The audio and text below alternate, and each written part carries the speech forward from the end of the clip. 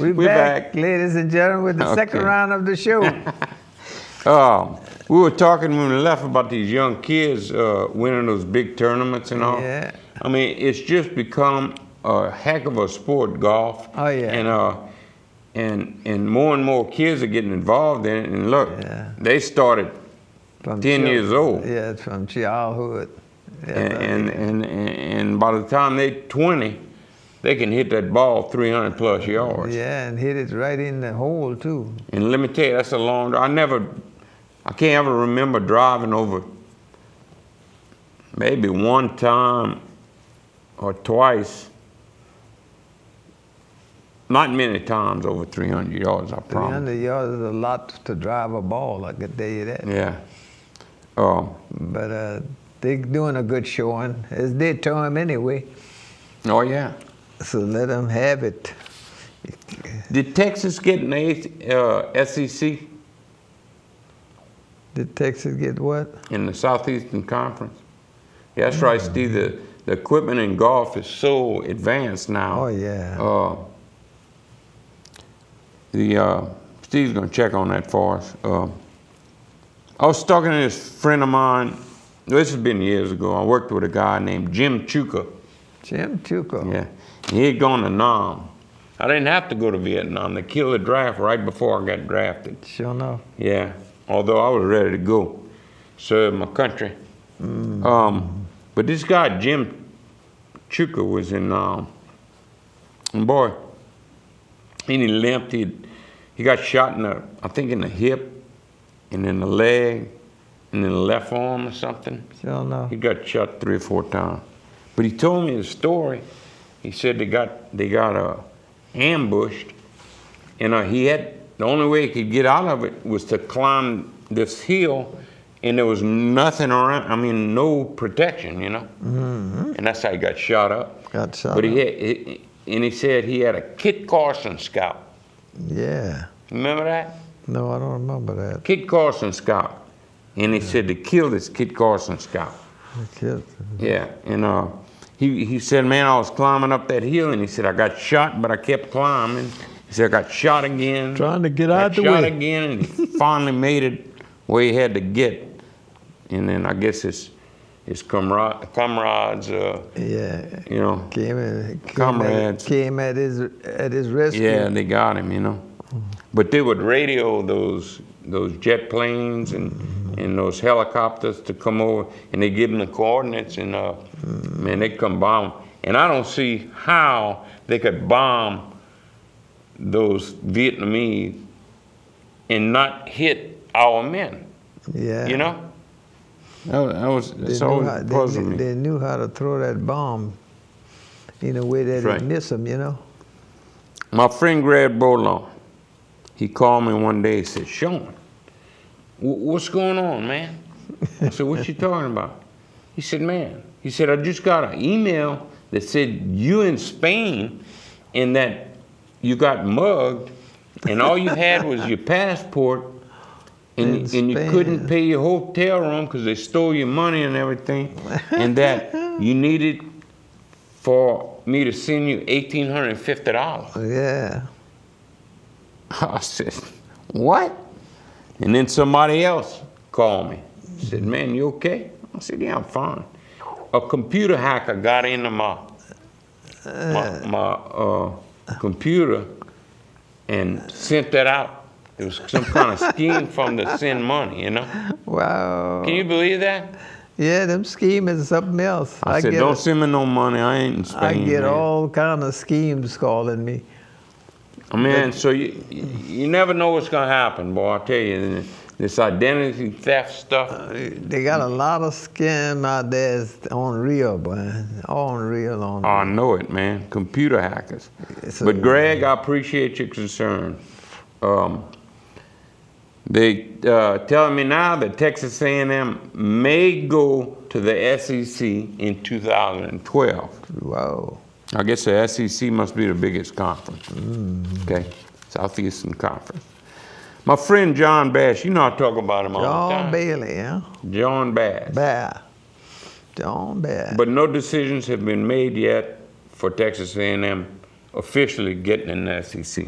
My friend John Bass in Spring Hope, North Carolina. Remember they had those earthquakes up there? I remember Do that. you know that it was a good ways from him, but he was in his bed, and he said his bed shook for about a minute and a half. Sure no. Yeah, you know, shocks from those From the earthquake. earthquakes. Yeah, the earthquake can hit. I said, you kidding me? He said, They no, can- I didn't know they what can- the hell was going on. They can hit from a long distance, you know. Huh? They can hit from long distance. Well, yeah, I don't know. I guess it was I don't know what it was, aftershocks or something. But he Yeah. said it lasted about a minute and a half.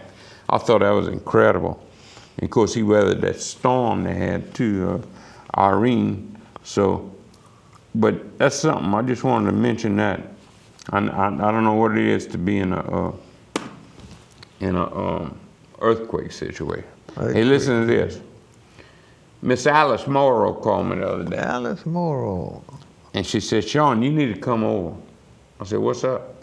She said, just get over here. So I went over there. Miss Alice said, looked out the kitchen window, looked in the field out there, and there was Pat standing in the middle of the field. She said, he's been doing that every day. You been doing that every day? I said, for what? She said, I don't know. So I walked out in the field and I told Pat. I said, Pat, what you doing? Why are you standing out here in the field? He said, because I want to win the Pulitzer Prize. I said, the Pulitzer Prize? I said, how you going to win it out here? He said, because. He said, they told me the last guy that won it was outstanding in this field. That's not true, but I had to do that to Pat Morrow. The last one that won the Pulitzer Prize was outstanding in his field. In the field. So Pat was outstanding in the field, yeah. Yeah. You know, we were talking a while back on the show about you running for city marshal. And how you lost by 30 votes. Yeah. I don't know if you remember this, but I ran against J.T. Harris. No kidding. Yeah. J.T. Harris. You remember J.T. Harris? Yeah. He was black. Used to be a cement finisher. Is that right? Yeah. I didn't know that. Uh-huh. But he was black. And I was running in a 64% black district. No kidding. And I made the second primary head up against J.T. Harris. They had two other people in the race. We beat them. And I lost in the runoff election by 32 votes. Yeah, it wasn't bad at all. Not in the 64% black district. Yeah. But I hit V's place, the Manhattan. Yeah. I hit what was old Vince's But you place? know something? I noticed the politicians now, they don't want to go door to door. I went door to door twice. And let me tell you, that works.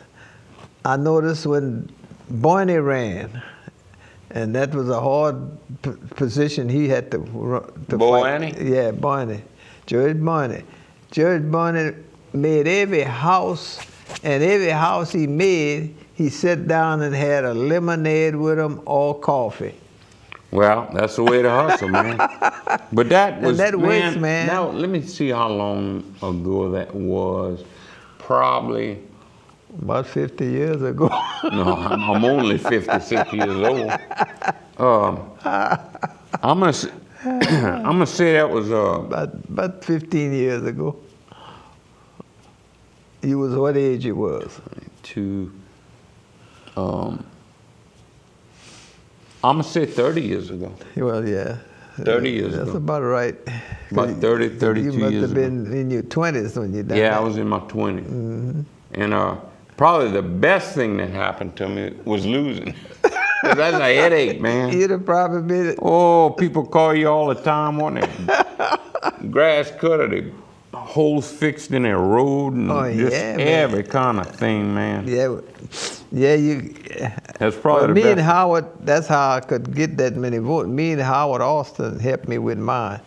We went all over that district. We went all over it. Yeah. Yeah, we didn't miss a house. But you know, man, it's amazing. Think about it. I know, well, you're a lot older than me. But I think about back when I was a kid coming up, you know. Yeah, me too. I think about it. And man, like Prudhomme Lane was all gravel. We had gravel roads all over. Well, right there where our office was gravel road.